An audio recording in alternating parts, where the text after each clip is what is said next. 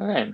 Hello, everybody. Welcome back to this new webinar from the Consumer Choice Center. After a break of some months, we're back with another series with the fourth one, and we start where we left. We are talking again about IP protection and everything related to pharma strategy and the vaccine.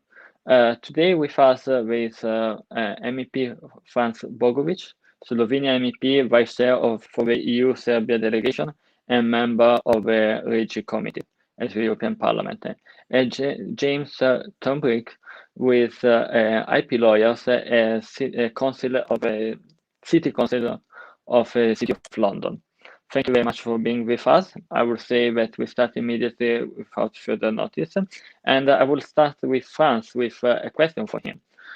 We have seen, well, right now at European level, we have seen a lot of debates among MEPs and not only at council level, commission level on vaccine on COVID-19. We have seen a lot of debate on what happened on the vaccine and how the purchasing, common purchasing policy did not work clearly.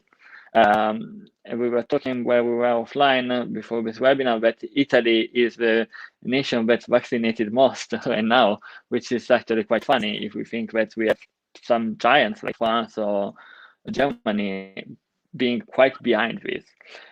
You, France, actually are very active on defending IP licensing on pharmaceutical and especially on the vaccine. So what is your point of view and how can Europe move faster on what is happening and on the lack of, let's say, step up and come to the point where UK is or US or Israel is when it comes to vaccine, not only. And do you think that the strategy that some of your colleagues and some member states, unfortunately, including some big member states such as Spain, of lifting IP protection over vaccine is a good strategy, or there are other ways to actually make sure that all of the European population can get the vaccine in time?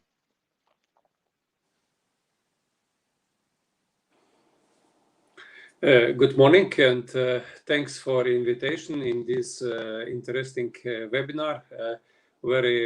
Topic is very hot, and I hope that I will answer on your question and that we will get some solution for the future. First of all, this COVID crisis is 1 year old pandemic, and this first topic that we have vaccine after 1 year of this disease is big success for research sector, for innovation, for all pharmacy, and for sure it's because this is global pandemic. That's clear that we have many open questions if everything is okay, what we can do better. I think that Europe decided the right way. First of all, that we invest in innovation research in many groups all around the world to support innovation, that this vaccine will have access to vaccine as soon as possible. So first of all, I think it's good that we do this with big investment, and that we decided in the middle of the year for the common strategy also that we buy vaccine for all countries, that it's that we don't have a competition between EU countries which will be first. I think that at the beginning of a pandemic, it was the big test of solidarity in the Europe. We saw in the medical equipment that it was the fight for it, and that some countries stopped delivering to other countries, and it was for me big test that we do it together. Now after when we invest, and also with different companies which had this success in a research field, then we signed this contract to buy vaccine. And now we are in the phase that we have these vaccines also everything was made also through EMA that it's this vaccine. And what is the main problem today? I think that we see that in the past we didn't invest enough, or we didn't have strategy to have enough production capacity in Europe. So this money which we gave on the base of the contract to some countries, it was also to be sure that we will got these vaccines. But at the end of the day, we see that today the production is not big enough, and because Europe decided, and the European Union has this strategy that we deliver the vaccine to each country on the base of this number of people. So we don't have enough doses of vaccine. We know that all contracts are now for 2.6 billion of doses. It means enough for Europe, enough also for to help other countries with vaccine. What is again European solidarity, but the problem is now the capacity of production. So I think this is one of the lessons which we got through COVID crisis, and this is also, I think, the reason that we added to vision of European Union that it will not be only green and digital, it will be also resilient, and as part of this resilience is also connected with medicine equipment, and especially with pharmacy sector, because it is not sustainable that the most production of these expenses are in China and India. And I think this is the lesson which we got, and it will be necessary to in next year and for these goals from pharmacy strategy. All right, thank you very much, Franz. You actually touched some good point, and I want to come back later on this. But just to give you an introduction to our audience, James, can you explain us why IP protection and is very important for the pharmaceutical sector, and especially on vaccine such as COVID? You are an IP lawyer, so you probably can explain us why. Because one of the critiques that we have, especially when it comes to this very innovative medicine and very important medicine such as COVID vaccine, is that IP protection slow down the distribution. Is that true, or is that not true? Well, thank you, and it's a pleasure to join you both. The simple answer is no, it's not true. I'll pick up a little bit perhaps on the comments we've just heard, because actually when you focus on the first question that you posed about why we haven't yet delivered more vaccine, these are practical matters, and it's really not at all impacted by the intellectual property element, because it is predominantly, as you've heard, a question of production capacity. But where it does become relevant in relation to intellectual property is who is going to invest in creating that capacity, and who is going to invest in creating potential vaccines for the future. And there's a bigger economic consideration to understand.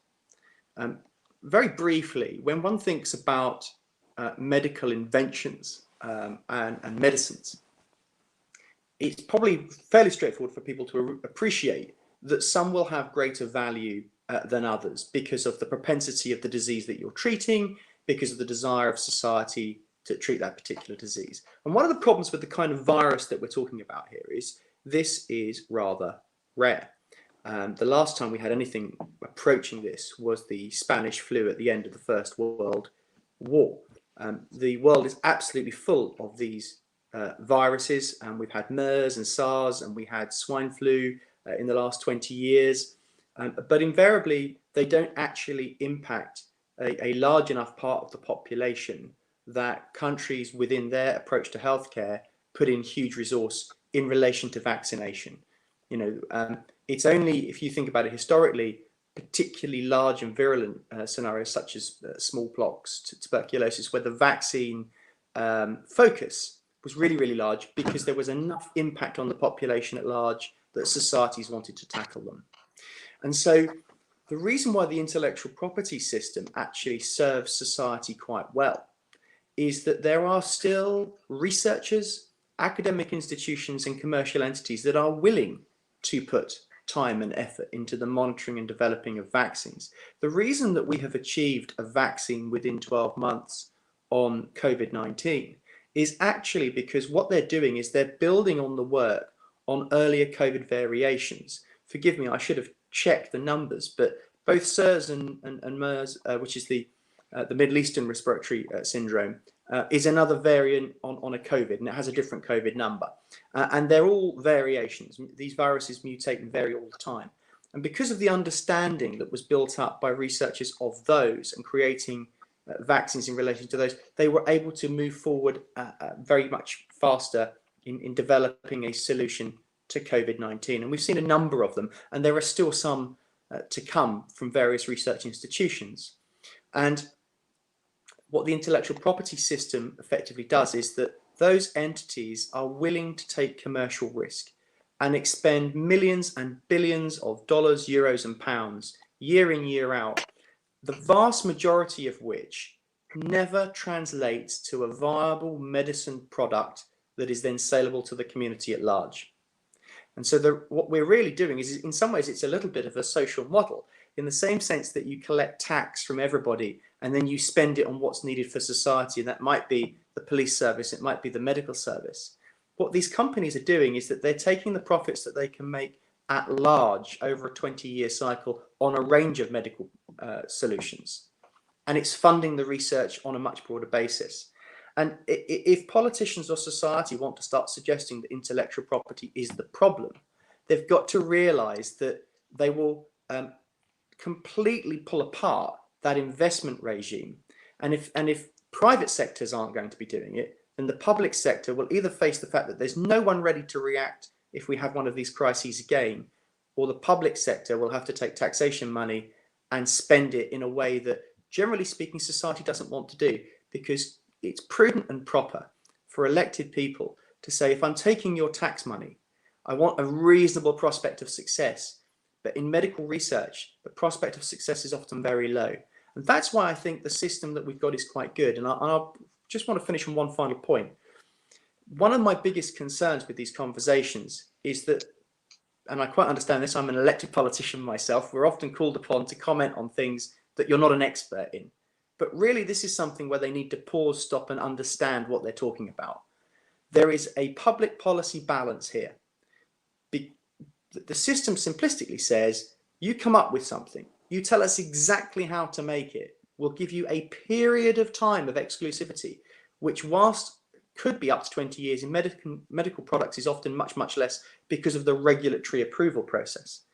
So what you're saying is, you go off and invest your money, we'll let you be the source and you'll get paid for that for a few years. And then society will know exactly what you've done and be able to make its own much cheaper versions. That's the public balance that we've got. It's fine to debate whether it's the right one and whether it could be improved. But when I hear people saying intellectual property is getting in the way, I often find they don't seem to understand that basic principle. Well, thank you very much, James. And I just want to come back to Franc's debate before, what you said on reshore of the supply chain for everything related to pharmaceutical, which is true. Right now, we are seeing, especially in the first waves, but also now, most of the products, the PPEs, and not only, came from China, India, and third countries because Europe was not able to produce. So a good question is actually, why this? I mean, we know better, obviously, because the supply chain became always bigger and bigger and larger, actually. Most of the products were produced in China, India, etc. And also the moleculars for some vaccine were produced there. And now what I see and what we see is that European Union is trying to reshore without giving any incentive to this company to actually come back to Europe. I mean, why a European pharmaceutical company should come to Europe and have an entire pharma strategy, which is actually partially against intellectual property, when it could stay in China, where intellectual property, which is quite funny and interesting enough, is actually going up to 25 years in the next few years, because that's what the government wants, the protection on IP from for everything related to China is going to be up to 25 years, when in Europe we are actually debating to remove it. So how can Europe actually make sure that companies want to invest again in the continent and not stay in third countries?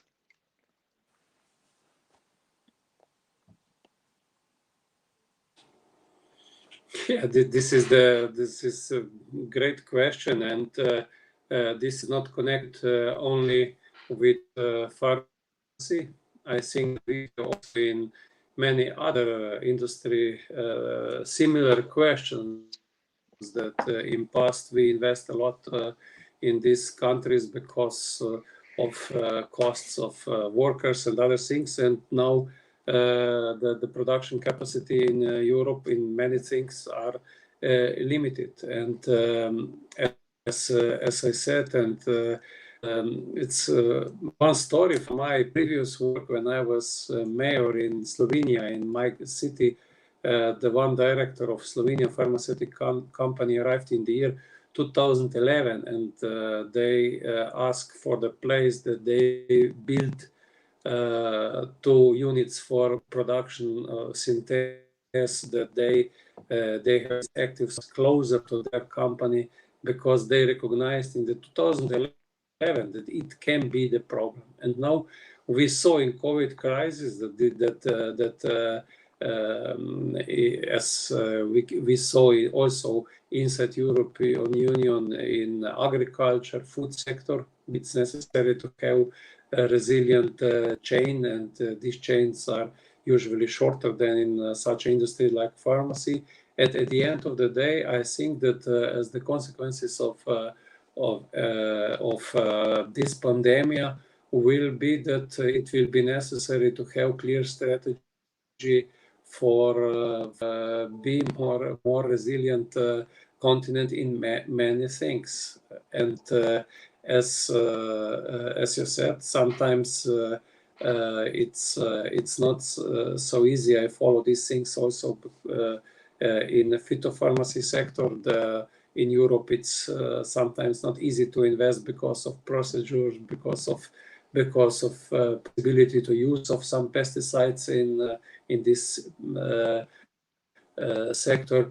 But at the end of the day, I think that this lesson was clear enough that it will be necessary, as we did also in the past, to invest in research, but more in future to take care about this production capacity on the continent. And I think that it's, as I said, it will not be the lesson only in pharmacy sector. We can expect less globalization, and we can say more localization if we think European Union also in other fields and other sectors. Okay, thank you very much, Franc. And I will come back with another question on this later. But James, I want to stress out on the point on intellectual property. I want to be a bit of an advocate of evil here.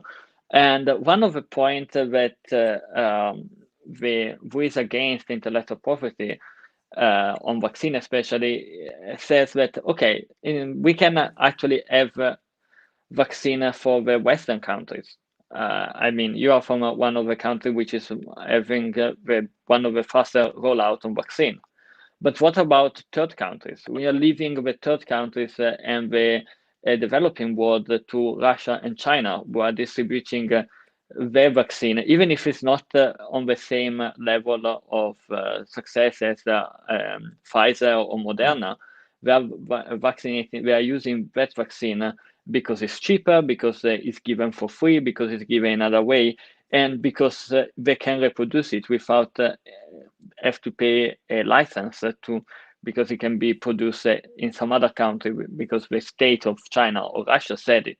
So how can we geopolitically and also as the Western continent and Western countries say, yeah, but we need the IP also in distributing this type of vaccine to third countries. Do you think that maybe allow companies, private companies, to have a distribution chain, not only production chain, would help the rollout to be faster? Because right now, one of the problems in Europe is that everything is state controlled in a way, and especially in some countries such as mine, but not only, apparently it's not really working very well. So I think those who pose those kind of questions, well, let's make this more interesting. They don't know what they're talking about.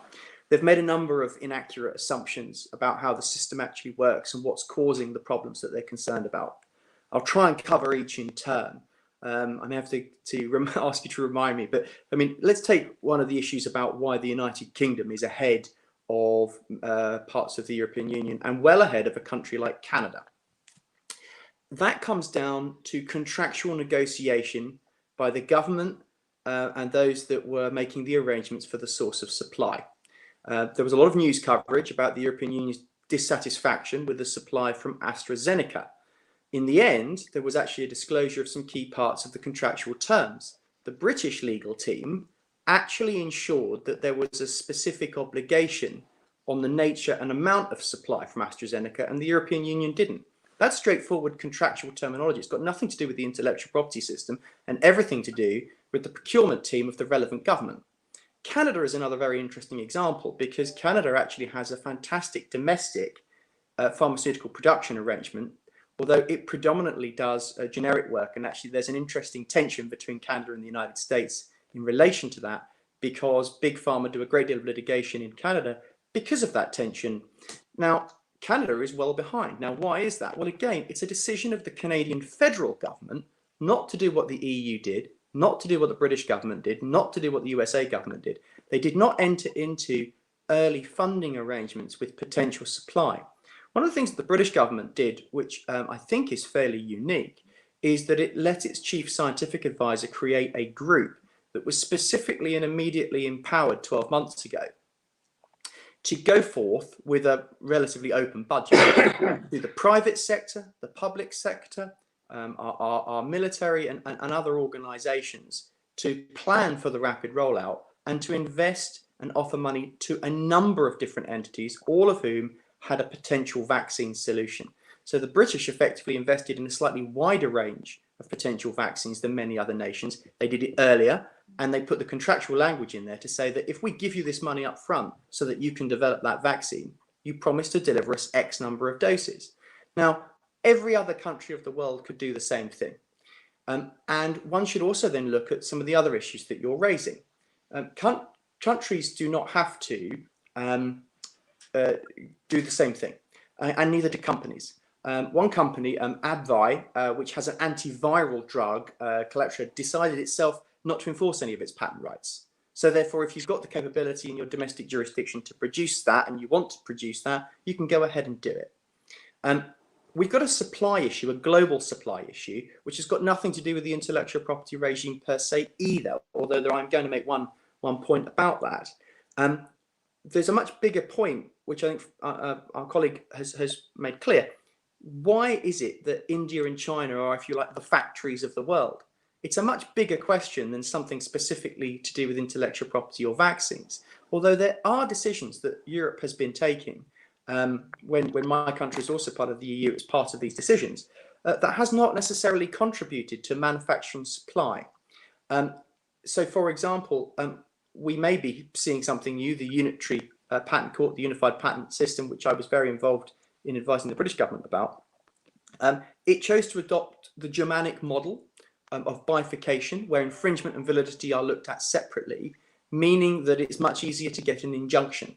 And a number of businesses looked at that and said, well, that's not what happens in Europe at the moment. At the moment, I could put my factory or my distribution center in Holland or Italy, and I'm not at risk of a quick injunction on a bad patent. But I'm not going to put my factory or distribution center in Germany. Now, that's what was happening previously. With the prospect of the Unitary Patent Court and an injunction right across Europe, you're seeing different companies make public statements, mainly in the electronic space as it happens, about where they're willing to invest and put things. So there are decisions that we take politically that have a rippling effect that perhaps aren't in the mind of those taking those decisions at the time. And I think that therefore this is a great conversation, because we really should be thinking about the full picture. The intellectual property part, in my opinion, is principally related to who is willing to invest. And it's a public bargain that we're promising some exclusivity to ensure you get your money back when you're successful, but we're incentivizing you to take risk and try and invent. You could take that away, but then the public purse is going to have to fund that, or accept that you'll have no one able to step forward on 12 months notice in a similar crisis. Whether or not people choose to manufacture in Europe, and what actually is critical ownership of supply. You know, we have these debates occasionally about whether or not we should have nuclear power, whether or not we should allow foreign ownership of key infrastructure. Perhaps that debate needs to be broader and include the health system and the production ability. So I hope I've sort of covered off the kind of questions that you're asking me, Luca, but it just seems to me that people that are raising the questions as you pose them aren't appreciating the system. And my final point is this: a number of countries actually have an exemption that just cuts straight through those IP rights. In the United Kingdom, it's Section 55 of our Patent Act, where the Crown could declare this is such an important public emergency and we can't afford to pay your whatever it is for your drug, we're just going to make it. And we're permitted to do that. Germany changed its law to do something similar. Belgium has an automatic licensing system. I could go on and on and on. Many countries have some sort of crisis type exemption where they can step in. And the final part of that is we shouldn't forget that pharmaceuticals are actually rather unusual, because in the patent space, when it comes to electronics, we know the state isn't setting the price of the iPhone or the Samsung tablet or whatever, and they are impacted by the patents. But when it comes to medicines, actually the state does tend to set the price. And that's why you get within Europe a very busy industry of buying cheap drugs in, say, Greece, which has a habit of saying to pharmaceutical companies, we won't pay that much, we'll only pay X, and re-exporting them and selling them in Germany and the United Kingdom that tend to agree a higher price. And there's a whole industry around that grey market movement. So we as a society are already interfering with the system that we created. We're not actually allowing it. So those that think that intellectual property is getting in the way are ignoring the fact most countries have a right to ignore those rights in a crisis. Secondly, most countries on pharmaceuticals and medical products set the price anyway. And thirdly, a great deal of the problem that they're suffering is just to do with supply. And it's like anything else. If you put up the money to develop it, you did it on the basis of saying my country needs it. And once my country's had it, the supply will be rolled out to others. So I just think that it's questions coming from a point of view where they haven't really understood the interoperability of all of those issues. Well, thank you very much, James. And I will come back later on your points because we have some questions for the public on this. But Franc, actually, a question for you. You were talking about the issue of supply chain and investment in Europe, and you were talking about also not just pharmaceutical, but also pesticide and other chemical products.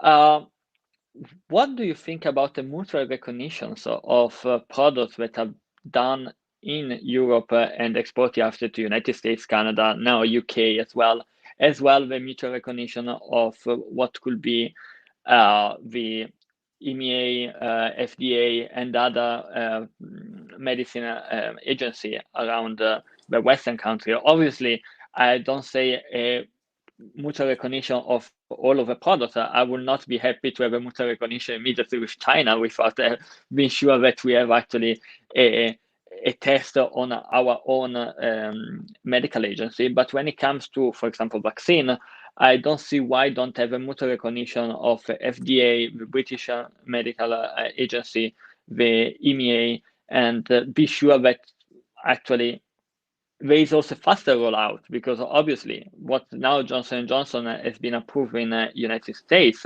and I think it's going to get approved in Europe just probably in the middle of March, because EMA has its time. So don't you think that will be actually a faster way, and that's something that the consumer choice scientists advocacy a lot, to guarantee consumers and people to have a faster delivery and faster rollout of vaccine and any other medicine and products made and manufactured in Western countries.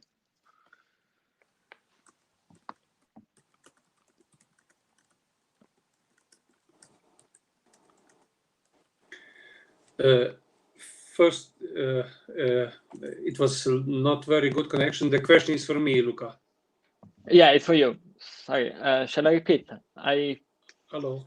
Think. Yeah. Yeah, I think. Yeah. Please repeat me, because I have sometimes very bad connection with you.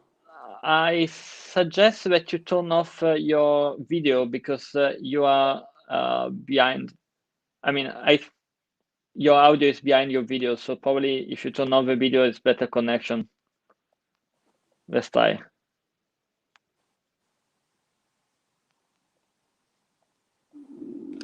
Yeah, good connection, but I don't know. I think that you have also some problems. But please repeat me. Yeah, probably. I'm in Italy, so Italy is faster in delivery vaccine, and not so much in internet speed. But anyway, my point was on mutual recognition. You were talking about the problems that is not coming of investing in Europe, which is not just on pharmaceutical, but it's also on everything related to chemical, pesticide, phytopharmacy, etc. And one of the topics that we actually have at Consumer Choice Center we advocate for is a mutual recognition of agencies among OECD, or at least what we can consider a Western bloc, so United States, Canada, UK, and European Union, and Australia. So that would probably like a mutual recognition of what is approved at EMEA and what is approved at FDA, of the British Medical Agency.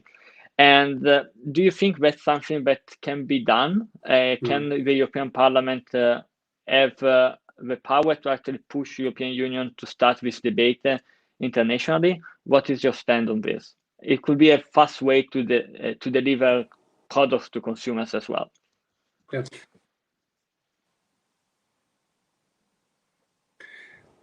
Yes, this was many questions in this. What is the problem is that EMA is European Medical Agency is too slow in confirmation of this new vaccines, and I can say that as I follow this topic, I think it's not so easy to accept this in European Parliament, that we will, because sometimes it's not easy to that country, the different countries agree with this, that the decisions are made on European level, on the European Union level. Here, I think through this agency, it's great and it's necessary to do, but next step that we do this on a bigger level, I think that it will not be so easy inside European Union to go election. It was big question about the fast of agencies. It's necessary that we are in each few weeks in each vaccine few weeks later than Great Britain. Are there reasons also that delivering of vaccine is slowly than in other countries? James explaining very well where are the basic reasons in this procurement, and also other things what are not connected with diseases or IP. So my answer go in this direction, that I'm not sure that it's possible to do in this direction. But I want to add something to previous question you to James about this geopolitical situation. I think that this situation about in COVID crisis, global crisis, and we really don't have no experiences about these topics. We saw different concepts. In Europe, it was first of all in this vaccine strategy that it will be a vaccine at the same time for all countries, no competition between countries, and also that we ensure the vaccine for the countries with lower income. So that's the reason why it's 2.6 billion vaccine in this contract. And I think, we didn't play this game on the rules America first or China first or something like this. So this is the one topic I think what is necessary to mention. The second thing, as you said, I'm from Slovenia, and I'm also vice chair of this delegation for Serbia. And I follow, for example, the situation in Serbia. It's very interesting that Serbia is, as a country which want to be a member of European Union, is a part of this European action. They also participate in research, and also you deliver them some amount of vaccine. The Prime Minister, Ana Brnabić, she got vaccine from I think that it was Pfizer, from this group of vaccine which were supported by European Union. Then their first speaker of parliament, previous foreign minister Ivica Dačić, got Sputnik, Russian vaccine. And then the third, the president Vučić, he got, they made arrangement with China. They got, I think, 1 million doses, and the prime minister got, president of country got Chinese vaccine. And through this case, we can see also this bite which behind this. They have a promise from Russia that they will produce Sputnik in Serbia and other things. So we can see here on one case, we spoke about intellectual property, then we spoke about production capacity, then we spoke about government and how good were country in this, but behind we also saw this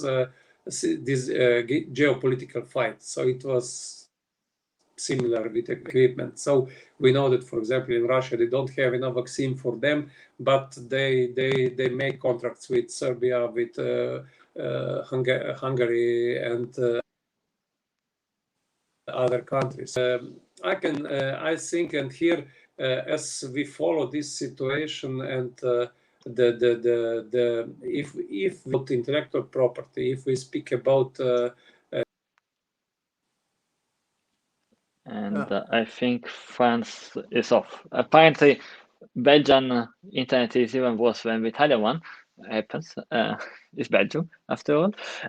So I continue. I'm happy to James, perhaps pick up a little bit on what yeah, because I think he's joining I agree again. with much of it. I mean, I think that Hello. it's a very good point. He's back. He's back. So I think he can. Yeah, sorry, France, we lost you for a second. So I'm back, and I will stop here. I will stop here, and I try to explain as I see this situation. There are many objectives from different countries, from different also different relation to politics, different relation to IP, and for Europe, association of 26 countries, sometimes it's not so easy to answer on these topics as it's policy of some countries in which this decision-making process is a little bit different than in Europe. But at the end of the day, these basic principles which were used in Europe, I support them, and I think that Europe doesn't have possibility to do on Chinese way or Russian way or other way.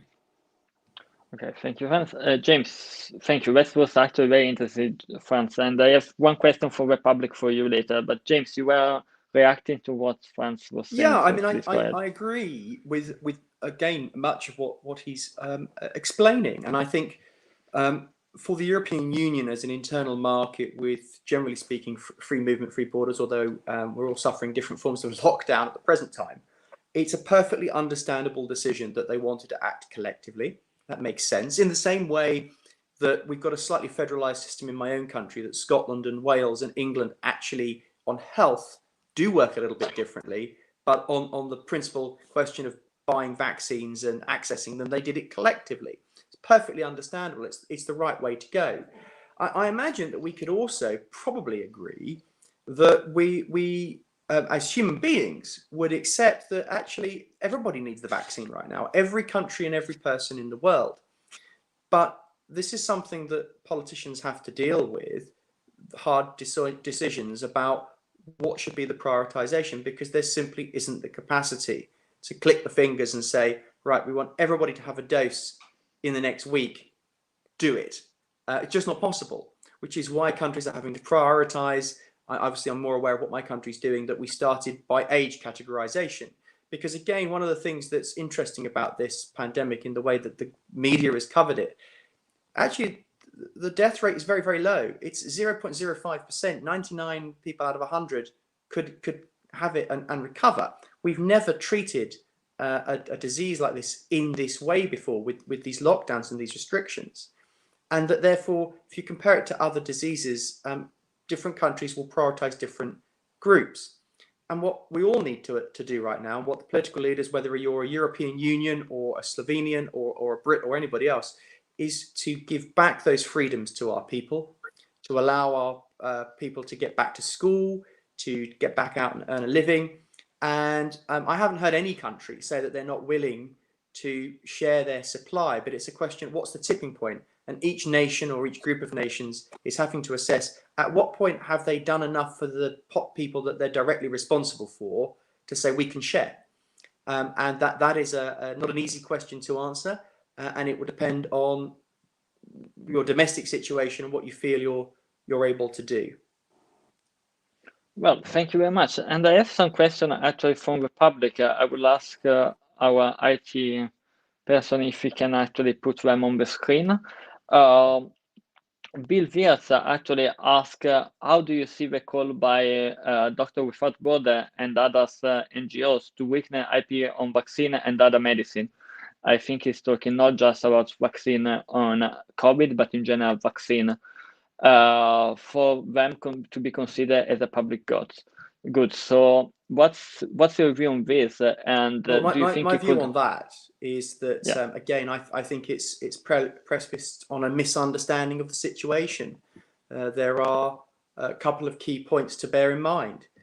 First of all, many laws, as I've mentioned, Belgium, Germany, the UK, within their existing intellectual property rights, have an ability of an exemption to say, actually, this is a crisis and we're not going to respect patent rights in the normal course, which is what we're really talking about. The other thing is that there's the research institutions in industry. I mentioned AbbVie. They declared that they weren't going to enforce their rights, and they made their antiviral available to anyone who's got the ability to make it. It's a matter of public record. I work with Imperial College. Imperial College are publicly out there, having created a number of different vehicles for delivery to the West, to the third world, very cheaply, without these kind of impediments. So industry and government are already responding. You don't need to fundamentally change the overall system because we've already got the mechanisms. And when I hear those questions, I generally find people may be unaware that you have what we call the Crown Use Exemption in the UK, that if it was necessary would allow you to ignore those rights. Right, thank you very much. And Franc, one question for you actually from our public. I ask if we can put it on the screen, is about why do advocates and politicians think that abolishing IP on COVID vaccine will solve most of the problem in the developing country? Do you think a good way would be actually, I rephrase it a bit, would be actually have European Union and let's say the entire European countries investing to make sure that the supply chain in that countries can be helpful, so can start and they can produce there. An example you did is Serbia, that did that is, I would say, is much more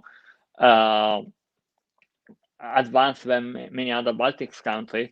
So do you think that the European Union should invest and should actually use money public money to invest in helping some certain countries, and think about the Baltic countries like Bosnia and Herzegovina, Kosovo, and others, Macedonia, etc., to have their own supply chain, so that they don't have to rely on European or other third parties vaccine, but they actually can produce by the licensing from themselves in their country with the help of European Union.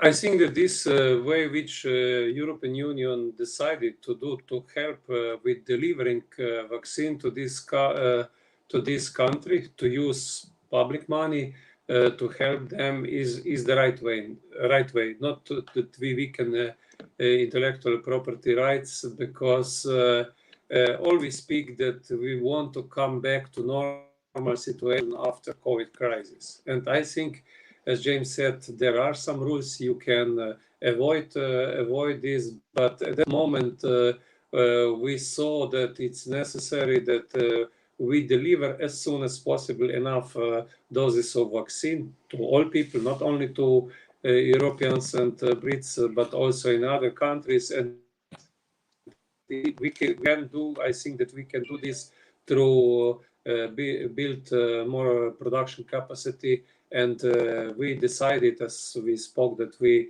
invest in research and then in production capacity to ensure the money. And Europe is one of the biggest donor to different countries for different, especially this third country, for different topics. And if today any topic is necessary, these are vaccines. So I support that we have global action to ensure the enough doses to those countries, but not to avoid intellectual property rights.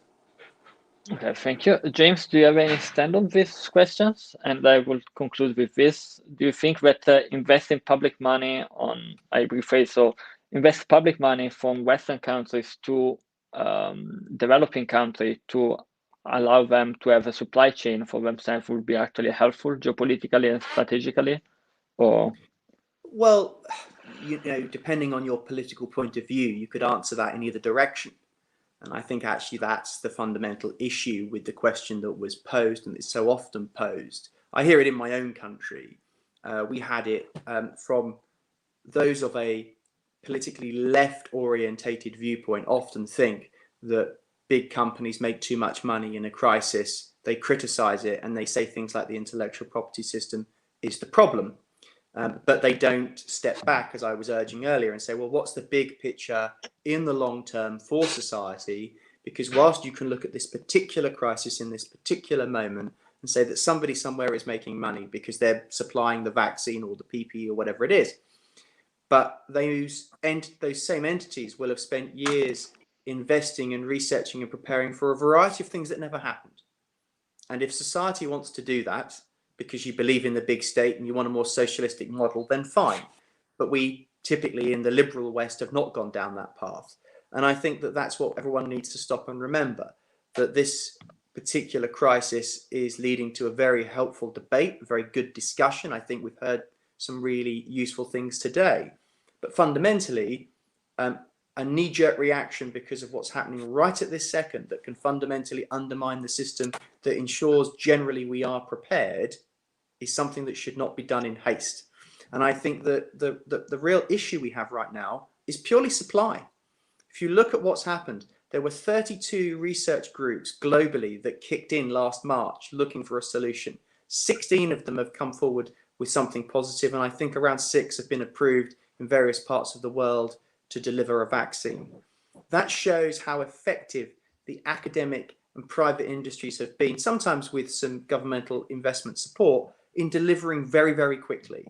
But having worked out what the vaccine is, the supply chain issue is quite separate, because you invent something and it doesn't mean you've got the ability to turn on the factory switch and deliver vaccines. The question, therefore, should be, have we stopped to think in the same way we talk about other key infrastructure, whether it's telecommunications or power or armaments, that actually the supply chain in healthcare is also important, and that countries need to invest to ensure that they have their own supply chain when they need it. Otherwise, you are at the mercy, the very simplistic mercy, that I don't believe there's anybody out there right now that's unwilling to supply vaccine to anyone, because ultimately we all need it. There's money in the system. But if the capacity to produce is not there, you cannot magic it overnight. Okay, thank you very much. And I think I will conclude here. And if you have any last statement to do, please go ahead. I promise that I was staying, I will start with Frank. If you want to do a closing statement, I promise that I was staying in 1 hour, and we have 10 minutes, so it's perfect. So Frank, if you want to go forward and have a closing statement, please.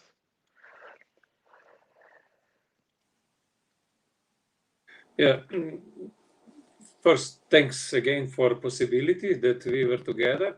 I think that this is COVID crisis showed many important topics that it's necessary to think again if everything was okay in our development. Development of these supply chains, development of some industries, and pharmaceutical industry, which is very connected with intellectual property rights, is one of those sectors. I'm sure that we got this lesson that Europe, that this production in Europe must be more sustainable. It means that if we want to ensure resilient Europe, we must learn from this COVID crisis. It means that support in the future research and innovation, have enough good researchers who can do this, what was done, that we have this big success, that we have a new vaccine in 1 year. And if we will play, if may say, dangerous game about public rights, I'm not sure that in future we will have possibility to answer on future pandemic in such a short time. We must be honest, it's not so easy first to invent such a vaccine, and for sure, as we spoke, this is global crisis. Everybody all around the world will want to have access to the vaccine, and it's not so easy to produce 7 or 15 billion doses if we use it twice in such a short time. So I think that intellectual property rights must be respected, and Europe must rethink about some strategy for such an important industry like pharmaceutical industry, chemical industry, food supply, energy supply, and to have a more resilient strategy for the future. All right, thank you very much, Franz. James, do you want to do a closing statement? Thank you. I mean, I'm delighted to hear those remarks. I agree, and I think that actually, and it's quite understandable in the political environments in which we operate, with the sort of term limits and the cycles and the issues that politicians have to deal with. But it is important periodically to take that moment to stop and think of the bigger picture about what is critical industry, critical supply for the benefit of society at large. This used to happen far more commonly in the 19th century, an unfortunate period where countries in Europe were often eyeing each other with too much suspicion, but they would spend a lot more time focusing on their domestic food supply and their ability to feed their population if markets were cut off, and so on. And in that same vein, I agree, I think that we need to be thinking about that. And it's perfectly fine to re-examine the appropriateness and the suitability of the intellectual property regime as part of that. I'm fairly confident that when one actually looks at what the law currently says, with this public bargain of saying, we're encouraging you to take risk and invest, because then we'll allow you to make money if you actually come up with something, works quite effectively. particularly when it has already built in most legal systems, either compulsory licensing or what I call crown use, the government's ability to say, this is a crisis and we need you to supply now. And to not forget that in that broader picture, particularly when we're talking about medical products, that the price that we pay for the medicines that we are given, whether you pay for them personally or whether your government provides them to you, the governments have huge bargaining power and actually tend to set pricing. And so you've got plenty of levers in the current arrangement. I think that our single issue here is that, understandably, this sort of current crisis, this what was called a pandemic, which I say is now only endemic, has happened only once every 100 years. And are we as a society willing to invest billions of pounds or dollars or euros every year in the 99 years when this doesn't happen so that we're ready for the other year? Or do you want to maintain the system that we have? Thank you. Thank you. And for after this question, I think we have to do another event, hopefully in person, to answer this question. So thank you very much, Franc Bogovič, MEP from Slovenia, and James for joining us. And our next event will be in 2 weeks with on Digital Market Act, actually, with quite a lot of speakers, Svenja Hanna from European Parliament among them, and the Vice Minister from Economy from Lithuania. So look forward to see you there, and thank you very much to our people. Thank you. Thank you.